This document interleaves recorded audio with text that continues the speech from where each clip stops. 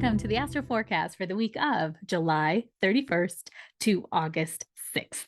This is a big week. Not only are we stepping into August, we start out the month with a super full moon in Aquarius, and Mercury goes into shadow, and we have actually quite a kind of a light, but can be cumbersome aspect. So we start off the week with the moon in its second quarter phase because it's just about to go into full, and it's in Capricorn. So we start the week on the 31st, kind of with this really strong urge to do the right thing, to be of service, to not be so emotional. We might be more so thinking through how we can control things or how we can really be of service and be responsible in our life. And as we move into Tuesday, August 1st, we are now in this super full moon in Aquarius, happening at 9 degrees of Aquarius in 16 minutes. And it's happening at 12:32 p.m. Mountain Standard Time or 11:32 p.m.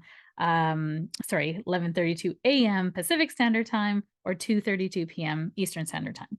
So this super full moon Aquarius, the sun is in Leo and the moon is in Aquarius. So they're opposite each other. Leo is about the sign of our talents, shining the light, being the center of the universe, being the one that garners attention because of something special of who we are, our self-expression, our creativity, our soul-led purpose.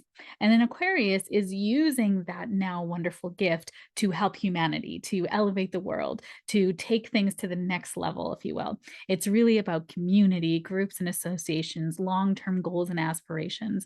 And Aquarius is about your unique way that you do it, how you shine your light. So this super full moon is going to shine a light in the area of your life right now where you are not really showing up, where you are not being your individual self, where you feel like you're dimming your light, or perhaps where you are embracing your individuality and all the people you are pulling into your world because you are being your true authentic self. Because if you are wearing this mask of, I've got to be professional and not woo, and I can be grounded and practical, but people don't know me like that. And I can't talk about spirituality because people will think I'm crazy, or I grew up thinking that's the devil's work and it's not God, but I know it's God's work. All the things that come with it. We are then attracting people who have masks too, right? We're not giving people the opportunity to know the true self. So we then attract people who aren't really comfortable in their true self, and then you don't really have authentic friends. So Aquarius rules groups and associations. Are you associating with people who are their true self? Are you surrounded by people who you feel really comfortable with? And Aquarius also likes to challenge the status quo, right? So can you challenge the status quo with people and still have respect versus falling into idealization and going too far down the other side of the spectrum? That's Aquarius turning up too loud. And it's going to be emotional, but Aquarians are not known to being emotional. They process through thought, right? They like to intellectualize their feelings, right? I'm feeling a little sad, but they would be like, it takes a lot for an Aquarius to cry because they're intellectualizing it. Can they feel their feelings? It's a downside on the Aquarian scale because they're so they're so intellectual. And can they feel it? Can they be in their body? So a lesson for this full moon. Now, also on this full moon, we have the ruling sign of Aquarius. Old ruler is Mars in ancient astrology, and Mars has a wonderful aspect to Jupiter. It's feeling good. It's light. It's buoyant. It's wanting to do all the things. It's feeling really good. Now, the new ruler is Uranus, or Uranus, depending on how you say it, and it's square to Venus. So there's a shakeup happening in our relationships, which feels more authentic. I'm a modern astrologer. I believe in technology, which is Aquarius one of the things Aquarius rules is technology. So with Venus retrograde right now through Leo, squaring Uranus and Taurus, this is now a time where we're feeling like we might not be reflecting. We are not being reflected in the groups and friendships that we are in, and people aren't seeing our true self. So this aspect is shaking up your values, your beliefs around, or your values around money, friendships, groups, associations, and how we are really living our purpose, right? Are we being surrounded by people who are serving, are helping that because they are also serving humanity? They are in their light, right? Or are we just kind of dimming our light and staying in this little bubble and trying to just kind of make do, right? Because Uranus is going to take your safety blanket and throw it out the window, right? It does not care about safety. It cares about change and evolution. Uranus came here to break up the old and break up routines and create evolution, technology, all those things. So this full moon can bring you shine a light in the areas of your life that you're not being truly authentic and you're not being supported truly authentically, and accountability. There's a part of you that's always being reflected back in these friends and in these connections and these relationships that we have, right? It might be a reflection of an old part of you that no longer, is relevant to you. I mean, even connecting with old friends, you're trying to create connections from this new place, right? This is also bringing up spirits, bringing in, this is an opportunity to stay open when you're meeting people from your past, to let the new experience of them define who they are now. We often will hold people in that memory of who they were, as people will hold you in that memory. So if you knew me from high school, you might think that, who is she to say that she's psychic, or who is she? Well, I was pretty clairvoyant even back then, but not to this extent, I don't think. But if let's say if I like in grade 3, there was a girl in the class that everybody kind of ganged up on, and I was one of those people. It's not a proud moment, and I send her forgiveness every day, or I ask for forgiveness every day, and I send her love, because grade 3-year-old me was like trying to survive. I was I did not belong. I was very odd.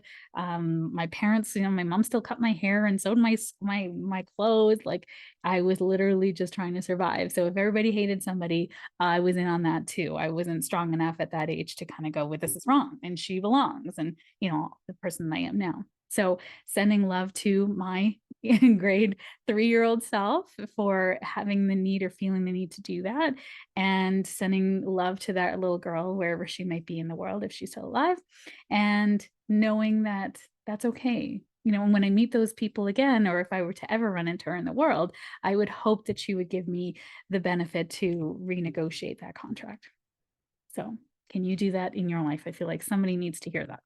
All right. As we move on to Wednesday, August 2nd, we have moon. There's so no real aspects, but we're still in that residual energy of the full moon in Aquarius the whole week. The moon is going to make an aspect to a few other planets that are going to be a little bit anxious, turbulent, relationship kind of drama as well on Wednesday, August 2nd. So just keeping a low profile, not trying to do too much, not trying to have any deep conversations with people because it might be triggery. Okay. And then same thing with Thursday as well, August 3rd. There's some oppositions to the moon. They're fast, but they're going throughout the day. So again, it can feel like you're irritated, you're just, angry, everybody's irritating you. It's the residual from the full moon and some of the full moon aspects on that day. Best to meditate, deep breath, really focus on internal environment and doing things that really bring calm into your life. So, music, water, maybe working out, getting that energy out of you will be a really good idea. Friday, August 4th, Mercury enters shadow. So what does that mean? Mercury is starting to slow down in anticipation for going retrograde. So from August 4th to August 23rd, Mercury will be in shadow. Mercury is our mind, our thought processing, the way we communicate, the way we connect with people in our immediate environment, communities, can rule sort of our siblings, our coordination as well. So the way we kind of move through the world, if you will, and it's our communication. Not actually our actions, that's Mars, but our thought processing. So with this thought processing and what you're working on, what you're thinking about, what you're speaking about, that is going to come into a review, reassess, and realign state after August 23rd to September 15th. So paying attention now to anything, if you could help it, I would not sign any contracts. I wouldn't do anything, any big purchases at this time, any big negotiations at this time. A good time to really start to slow down and start to think about what you're working on. 100% of the time when I start to get aware and conscious of what's happening in my life, I tend to notice that whatever I'm working on during the shadow period will go through a massive renovation during Mercury retrograde, and then another renovation when Mercury goes direct. So it's almost like you're seeing things with new eyes, you're learning things, you're going within and going, wait, this doesn't really relate to me anymore, or I see things in a different way, or maybe someone will bring up a new perspective that you're like, oh wait, I didn't even think about that. I definitely need to honor that perspective and rewrite this workshop or this speech or whatever it is. And then when Mercury goes direct, now you have all this energy to really do it from a place of creativity, from a place of it's in Virgo, so this will be a place of like organized, being of service, really speaking to your audience in a way that can move them. So it's a good thing. It's a good thing. And if you're born with Mercury retrograde, this is a coming home period. You're going to feel like, oh, everybody's coming back to my speed of things. And this doesn't feel sad or weird for you at all. Now, Mercury rules Virgo. So this is a very potent time. Last year, Mercury went retrograde in Gemini. It's also another ruling planet. It also rules Gemini as well.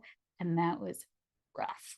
So I feel like if you're an earth sign, so Taurus, Capricorn, Virgo, or if you're a Gemini, Mercury rules Gemini, we are going to feel it. And we're going to feel it because our forward momentum is going to be blocked. I literally cannot shoot a basket and get it. Like the garbage is literally right here, and I'll try to throw it and I'll miss every time. Like it's my coordination is off, my timing is off, words aren't coming to my mouth. Like it's just a weird time. So if you feel that, I feel you. And if you're like, this is my jam, you probably have Mercury retrograde. So yay for you.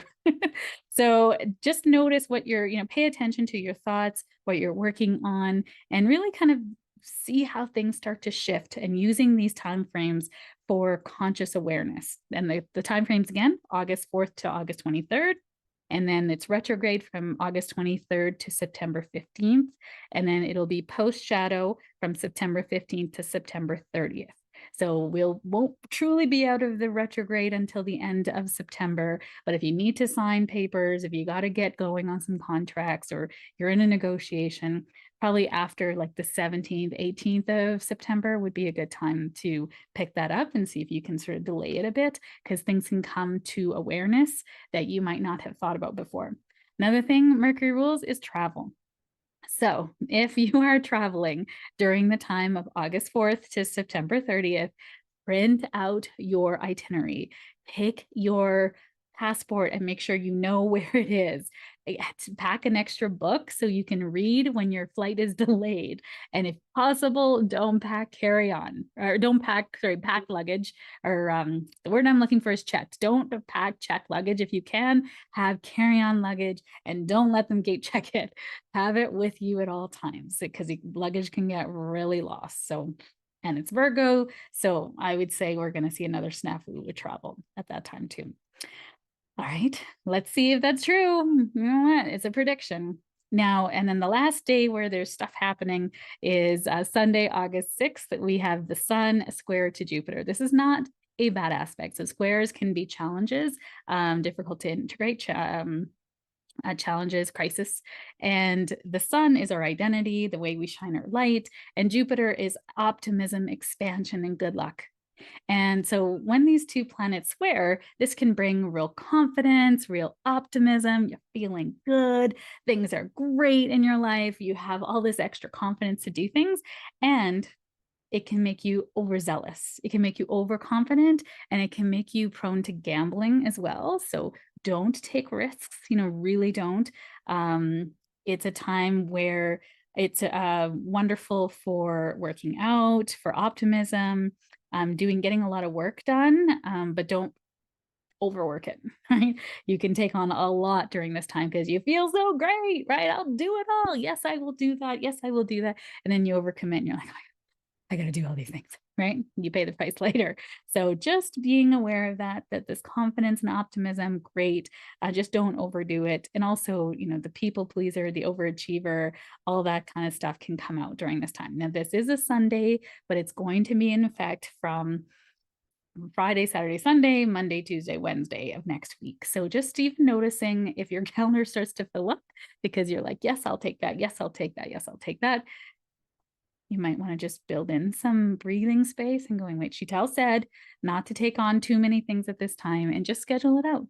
People will sort it out. You will figure it out, but don't overload yourself because you'll want to.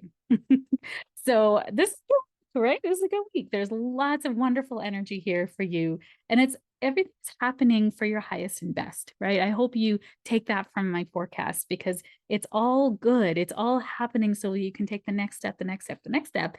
And if you understand what the energy is presenting, hopefully you can use it in the best possible way. So I would love to know if this helps and serves you. I would love to know actually in the comments. So wherever you see this, if you're watching this on YouTube, thank you for subscribing, or you're on my newsletter, or if you're watching this on social media, this comes out on YouTube on Sundays, and you can get it ahead of time so you can plan for your week, if you will. But I would love to know in the comments below, wherever you're watching this, what has this helped you with? If you've been watching my forecast for a while, I would love to know if it helped you in some way and what was your best story. So I would love to know and share with you. I think I often give with not knowing where it's going to take you or who's helping that, is it really doing anything? So I would love to know, what does it do for you? What does this forecast do for you? I would love to know that. And if you'd love to share that with me, I will comment everywhere this is shown, and I will thank you for doing that. So thank you so much for being here. Wishing you a spectacular August ahead, and I will see you next week.